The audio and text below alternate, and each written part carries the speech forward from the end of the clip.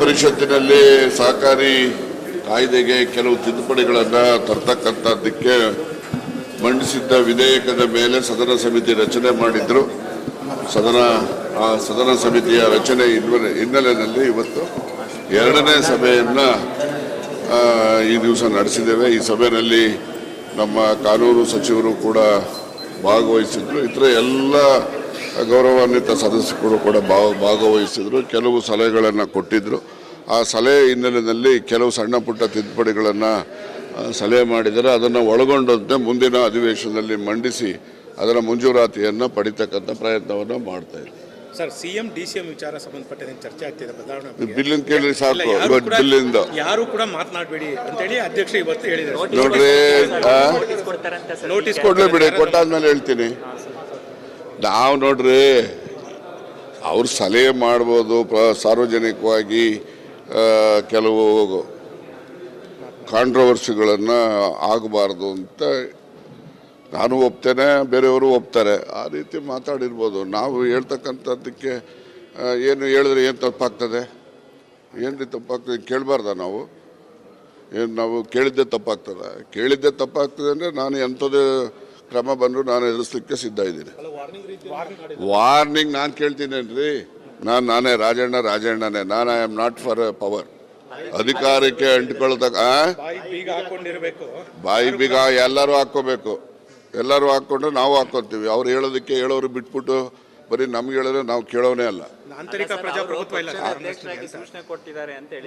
ನೋಡಪ್ಪ, ಎಲ್ಲರೂ ಸುಮ್ಮನಿದ್ರೆ ನಾವು ಸುಮ್ಮನೆ ಇರ್ತೀವಿ. ಎಲ್ಲರೂ ಸುಮ್ಮನೆ ಇಲ್ಲದೆ ಅವ್ರು ಹೇಳೋಕೆ ಬಿಟ್ಬಿಟ್ಟು ಈಗ ಆಯ್ತು. ಈಗ ಸಿದ್ದರಾಮಯ್ಯನವರನ್ನು ನೀವು ರಾಜೀನಾಮೆ ಕೊಟ್ಬಿಟ್ಟು ಇವ್ರಿಗೆ ಮುಖ್ಯಮಂತ್ರಿ ಮಾಡಿ ಅಂತೇಳಿ ಒಬ್ಬರು ಅಭಿಪ್ರಾಯ ವ್ಯಕ್ತಪಡೋದು ಕೇಳಿಸ್ಕೊಂಡು ಸುಮ್ಮನೆ ಇರೋಕ್ಕಾಗ್ತದ? ಕೇಳ್ಕೊಂಡು ಸುಮ್ಮನೆ ಇರೋಕ್ಕಾಗ್ತದೇನ್ರಿ? ಏನು ಅವ್ರು ಮಾಡಿದ್ರೇನ್ರಿ? ಮಾಡಿರ್ತಕ್ಕಂಥದ್ದು ಕಾಂಗ್ರೆಸ್ ಹೈಕಮಾಂಡು ಮತ್ತು ಇಲ್ಲಿನ ಶಾಸಕರ ಅಭಿಪ್ರಾಯದ ಮೇಲೆ ಮುಖ್ಯಮಂತ್ರಿ ಉಪಮುಖ್ಯಮಂತ್ರಿ ಆಗಿರೋದು. ಆಗಿದ್ದರೆ ಸ್ವಾಮಿಗಳು ಹೇಳ್ದಂಗೆ ಮುಖ್ಯಮಂತ್ರಿಗಳು ಮಾಡೋದಾಗಿದ್ದರೆ ಶಾಮನೂರು ಶಿವಶಂಕರಪ್ಪನ್ನು ಮುಖ್ಯಮಂತ್ರಿ ಮಾಡಿ ಅಂತ ಸ್ವಾಮಿಗಳು ಹೇಳ್ತಾರೆ. ಈಗ ನಮ್ಮ ಸಮುದಾಯದ ಸ್ವಾಮಿಗಳು ಸತೀಶ್ ಜಾರಕಿಹೊಳಿ ಅವರು ಮುಖ್ಯಮಂತ್ರಿ ಮಾಡಿ ಅಂತಾರೆ. ಏನು ಸ್ವಾಮಿಗಳು ಹೇಳ್ದಂಗೆಲ್ಲ ಮುಖ್ಯಮಂತ್ರಿಗಳು ಮಾಡೋಕ್ಕಾಗ್ತದ? ಇದೆಲ್ಲ ನೋಡಿ, ಆ ಹೇಳಿಕೆಯಿಂದ ಅದು ಮಾಡಿರ್ತಕ್ಕಂಥ ಹೇಳಿಕೆ ಅದು ಏನು ಹಿಂದುಳಿದ ವರ್ಗಗಳಿಗೆ ಮಾಡಿರ್ತಕ್ಕಂಥ ಅವಮಾನ, ಪ್ರಜಾಪ್ರಭುತ್ವಕ್ಕೆ ಮಾಡಿರ್ತಕ್ಕಂಥ ಅವಮಾನ ಅಂತೇಳಿ ನಾನು ಹೇಳಲಿಕ್ಕೆ. ಯಾರಿದ್ದಾರೆ ಅಂತ ನನಗೆ ಗೊತ್ತಿಲ್ಲಪ್ಪ. ನನಗೇನು ಹೇಳಿಕೆ ಬಂತು, ಯಾರು ಹೇಳೋರೋ ಅವ್ರ ಬಗ್ಗೆ ಹೇಳಿದ್ದೀನಿ ಅಷ್ಟೇ. ಹಿಂದೆ ಇರೋರಿಗೆಲ್ಲ ನಾನು ಮೈಕ್ರೋಸ್ಕೋಪ್ ಹಾಕಿ ನೋಡೋಕ್ಕಾಗ್ತದ? ಸರ್, ಚಂದ್ರಶೇಖರ್ ಸ್ವಾಮೀಜಿಯವರು ಈಗ ತಾನೇ ಒಂದು ಸ್ಟೇಟ್ಮೆಂಟ್ ಮಾಡಿದ್ದಾರೆ ಸರ್.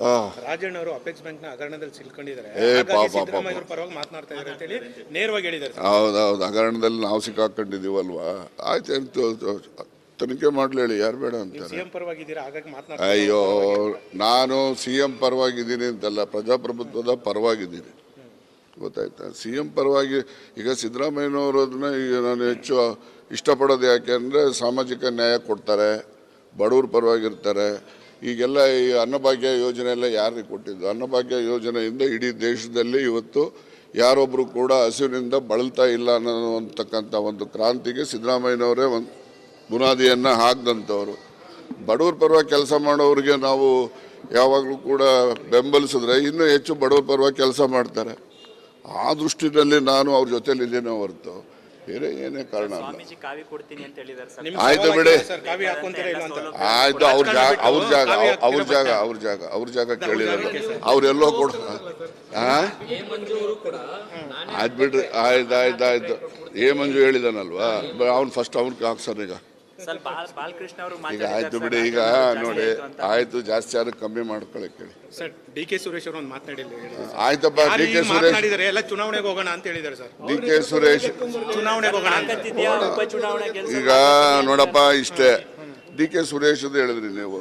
DK ಸುರೇಶ್ ಬಹಳ ಪರಿಣಾಮಕಾರಿಯಾಗಿ ಕೆಲಸ ಮಾಡಿದಂಥ MP ಪ್ರಥಮ.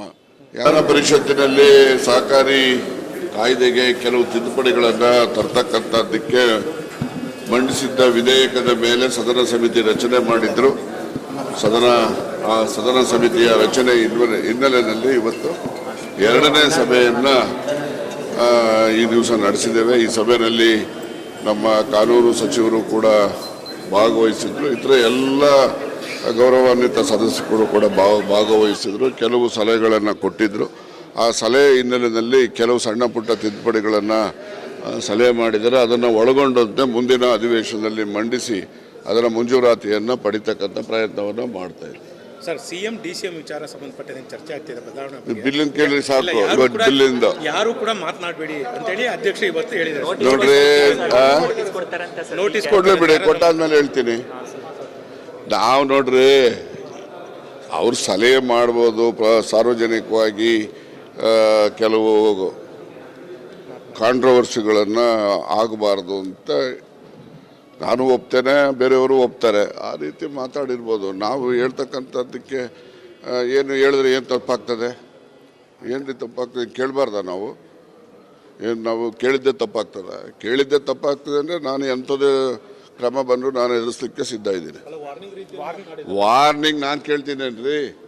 ನಾನೇ ರಾಜಣ್ಣನೇ. ನಾನು I am not for power. ಅಧಿಕಾರಕ್ಕೆ ಅಂಟ್ಕೊಳ್ತಕ್ಕ ಬಾಯಿ ಬೀಗ ಎಲ್ಲರೂ ಹಾಕ್ಕೋಬೇಕು. ಎಲ್ಲರೂ ಹಾಕ್ಕೊಂಡ್ರೆ ನಾವು ಹಾಕ್ಕೊತೀವಿ. ಅವ್ರು ಹೇಳೋದಕ್ಕೆ ಹೇಳೋರು ಬಿಟ್ಬಿಟ್ಟು ಬರೀ ನಮ್ಗೆ ಹೇಳಿದ್ರೆ ನಾವು ಕೇಳೋನೇ ಅಲ್ಲ. ನೋಡಪ್ಪ, ಎಲ್ಲರೂ ಸುಮ್ಮನಿದ್ರೆ ನಾವು ಸುಮ್ಮನೆ ಇರ್ತೀವಿ. ಎಲ್ಲರೂ ಸುಮ್ಮನೆ ಇಲ್ಲದಾಗ ಅವ್ರು ಹೇಳೋಕೆ ಬಿಟ್ಬಿಟ್ಟು ಈಗ ಆಯ್ತು ರೀ, ಈಗ ಸಿದ್ದರಾಮಯ್ಯನವ್ರನ್ನ ನೀವು ರಾಜೀನಾಮೆ ಕೊಟ್ಬಿಟ್ಟು ಇವ್ರಿಗೆ ಮುಖ್ಯಮಂತ್ರಿ ಮಾಡಿ ಅಂತೇಳಿ ಒಬ್ಬರು ಅಭಿಪ್ರಾಯ ವ್ಯಕ್ತಪಡೋದು ಕೇಳಿಸ್ಕೊಂಡು ಸುಮ್ಮನೆ ಇರೋಕ್ಕಾಗ್ತದ? ಕೇಳ್ಕೊಂಡು ಸುಮ್ಮನೆ ಇರೋಕ್ಕಾಗ್ತದೇನ್ರಿ? ಏನು ಅವ್ರು ಮಾಡಿದ್ರೇನ್ರಿ? ಮಾಡಿರ್ತಕ್ಕಂಥದ್ದು ಕಾಂಗ್ರೆಸ್ ಹೈಕಮಾಂಡು ಮತ್ತು ಇಲ್ಲಿನ ಶಾಸಕರ ಅಭಿಪ್ರಾಯದ ಮೇಲೆ ಮುಖ್ಯಮಂತ್ರಿ ಉಪಮುಖ್ಯಮಂತ್ರಿ ಆಗಿರೋದು. ಆಗಿದ್ದರೆ ಸ್ವಾಮಿಗಳು ಹೇಳ್ದಂಗೆ ಮುಖ್ಯಮಂತ್ರಿಗಳು ಮಾಡೋದಾಗಿದ್ದರೆ ಶಾಮನೂರು ಶಿವಶಂಕರಪ್ಪನ್ನು ಮುಖ್ಯಮಂತ್ರಿ ಮಾಡಿ ಅಂತ ಸ್ವಾಮಿಗಳು ಹೇಳ್ತಾರೆ. ಈಗ ನಮ್ಮ ಸಮುದಾಯದ ಸ್ವಾಮಿಗಳು ಸತೀಶ್ ಜಾರಕಿಹೊಳಿ ಮುಖ್ಯಮಂತ್ರಿ ಮಾಡಿ ಅಂತಾರೆ. ಏನು ಸ್ವಾಮಿಗಳು ಹೇಳ್ದಂಗೆಲ್ಲ ಮುಖ್ಯಮಂತ್ರಿಗಳು ಮಾಡೋಕ್ಕಾಗ್ತದ? ಇದೆಲ್ಲ ನೋಡಿ, ಆ ಹೇಳಿಕೆ ಹಿಂದೆ ಅದು ಮಾಡಿರ್ತಕ್ಕಂಥ ಹೇಳಿಕೆ, ಅದು ಏನು ಹಿಂದುಳಿದ ವರ್ಗಗಳಿಗೆ ಮಾಡಿರ್ತಕ್ಕಂಥ ಅವಮಾನ, ಪ್ರಜಾಪ್ರಭುತ್ವಕ್ಕೆ ಮಾಡಿರ್ತಕ್ಕಂಥ ಅವಮಾನ ಅಂತೇಳಿ ನಾನು ಹೇಳಿದ್ದೆ. ಯಾರಿದ್ದಾರೆ ಅಂತ ನನಗೆ ಗೊತ್ತಿಲ್ಲಪ್ಪ. ನನಗೇನು ಹೇಳಿಕೆ ಬಂತು, ಯಾರು ಹೇಳೋರೋ ಅವ್ರ ಬಗ್ಗೆ ಹೇಳಿದ್ದೀನಿ ಅಷ್ಟೇ. ಹಿಂದೆ ಇರೋರಿಗೆಲ್ಲ ನಾನು ಮೈಕ್ರೋಸ್ಕೋಪ್ ಹಾಕಿ ನೋಡೋಕ್ಕಾಗ್ತದ? ಸರ್, ಚಂದ್ರಶೇಖರ್ ಸ್ವಾಮೀಜಿಯವರು ಈಗ ತಾನೇ ಒಂದು ಸ್ಟೇಟ್ಮೆಂಟ್ ಮಾಡಿದ್ದಾರೆ ಸರ್. ರಾಜಣ್ಣ ಅವರು ಅಪೆಕ್ಸ್ ಬ್ಯಾಂಕ್ನ ಹಗರಣದಲ್ಲಿ ಸಿಲ್ಕೊಂಡಿದ್ದಾರೆ, ಪರವಾಗಿ ಮಾತನಾಡ್ತಾ ಇದ್ದಾರೆ ಅಂತೇಳಿ ನೇರವಾಗಿ ಹೇಳಿದ್ದಾರೆ. ಹೌದೌದು, ಹಗರಣದಲ್ಲಿ ನಾವು ಸಿಕ್ಕಾಕೊಂಡಿದ್ದೀವಲ್ವಾ? ಆಯ್ತು, ತನಿಖೆ ಮಾಡ್ಲಿ, ಯಾರು ಬೇಡ ಅಂತಾರೆ. ಸಿಎಂ ಪರವಾಗಿದ್ದೀರಾ, ಹಾಗಾಗಿ ಅಯ್ಯೋ, ನಾನು ಸಿಎಂ ಪರವಾಗಿದ್ದೀನಿ ಅಂತಲ್ಲ, ಪ್ರಜಾಪ್ರಭುತ್ವದ ಪರವಾಗಿದ್ದೀನಿ. ಗೊತ್ತಾಯ್ತಾ? ಸಿಎಂ ಪರವಾಗಿ ಈಗ ಸಿದ್ದರಾಮಯ್ಯನವರದನ್ನ ಈಗ ನಾನು ಹೆಚ್ಚು ಇಷ್ಟಪಡೋದು ಯಾಕೆ ಅಂದರೆ ಸಾಮಾಜಿಕ ನ್ಯಾಯ ಕೊಡ್ತಾರೆ, ಬಡವ್ರ ಪರವಾಗಿರ್ತಾರೆ. ಈಗೆಲ್ಲ ಈ ಅನ್ನಭಾಗ್ಯ ಯೋಜನೆ ಎಲ್ಲ ಯಾರಿಗೆ ಕೊಟ್ಟಿದ್ದು? ಅನ್ನಭಾಗ್ಯ ಯೋಜನೆಯಿಂದ ಇಡೀ ದೇಶದಲ್ಲಿ ಇವತ್ತು ಯಾರೊಬ್ಬರು ಕೂಡ ಹಸಿವಿನಿಂದ ಬಳಲ್ತಾ ಇಲ್ಲ ಅನ್ನೋತಕ್ಕಂಥ ಒಂದು ಕ್ರಾಂತಿಗೆ ಸಿದ್ದರಾಮಯ್ಯನವರೇ ಒಂದು ಬುನಾದಿಯನ್ನು ಹಾಕಿದಂಥವ್ರು.